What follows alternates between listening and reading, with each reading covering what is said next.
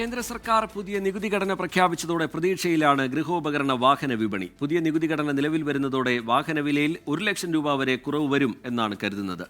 നികുതി കുറയുന്നതോടെ ഗൃഹോപകരണ വിപണിയിലും വിലക്കുറവുണ്ടാകും.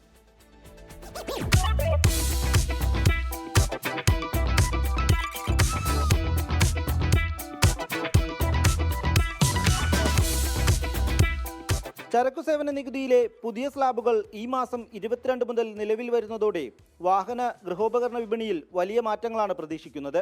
പുതിയ നികുതി ഘടന ഇടത്തരം വാഹനങ്ങളുടെ വിലയിൽ കാര്യമായ മാറ്റം കൊണ്ടുവരും.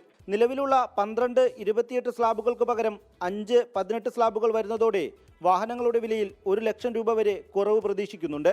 നികുതിയിൽ ഇളവ് വന്നാൽ അതിൻ്റെ നേട്ടം സ്വാഭാവികമായും നൈതികമായിട്ടും അത് ലഭിക്കേണ്ടത് ഉപഭോക്താവിനാണ്. ഗവൺമെൻറ് ഈ നികുതി ഇളവിൻ്റെ ആനുകൂല്യം ഉപഭോക്താക്കൾക്ക് കിട്ടുന്നു എന്ന് ഉറപ്പുവരുത്താനുള്ള ഫലപ്രദമായ ശക്തമായ ലക്ഷ്യബോധത്തോടുകൂടിയുള്ള നടപടികൾ എടുക്കണം എന്നുള്ളതാണ്. ഇതാണ് ഇതിൻ്റെ ഏറ്റവും പ്രധാനപ്പെട്ട വശം. പുതിയ നികുതി ചെറിയ കാറുകളുടെയും എൻട്രി മോഡൽ ബൈക്കുകളുടെയും വില ഗണ്യമായി കുറയ്ക്കും. 1500 cc താഴെ വരുന്ന ഡീസൽ കാറുകൾക്കും വില കുറയും. വാഹന വിപണിക്ക് പുറമെ ഗൃഹോപകരണ വിപണിയിലും പുതിയ നികുതി പരിഷ്കാരം വലിയ മാറ്റങ്ങൾ സൃഷ്ടിക്കും. പുതിയ നികുതി ഘടന പ്രാബല്യത്തിൽ വരുന്നതോടെ ആഡംബര വസ്തുക്കളുടെ വില ഉയരും. 1200 cc കൂടുതൽ കരുത്തുള്ള പെട്രോൾ കാറുകൾക്കും പ്രീമിയം ബൈക്കുകൾക്കും വില ഉയരും. പുതിയ നികുതി പരിഷ്കാരം സാധാരണക്കാരെ മുന്നിൽ കണ്ടാണ് എന്നാണ് വിപണിയിൽ നിന്നുയരുന്ന അഭിപ്രായം.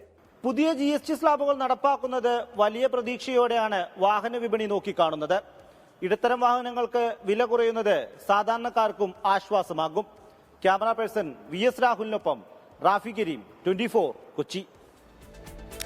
ലോകത്തെവിടെയായാലും ഏത് സമയത്തും 24 വാർത്തകളും ഓഗ്മെന്റഡ് റിയാലിറ്റി പാക്കേജുകളും എക്സ്പ്ലെയിനറുകളും വിശദമായി കാണാൻ ഞങ്ങളുടെ YouTube ചാനൽ നിങ്ങൾക്ക് സബ്സ്ക്രൈബ് ചെയ്യാം.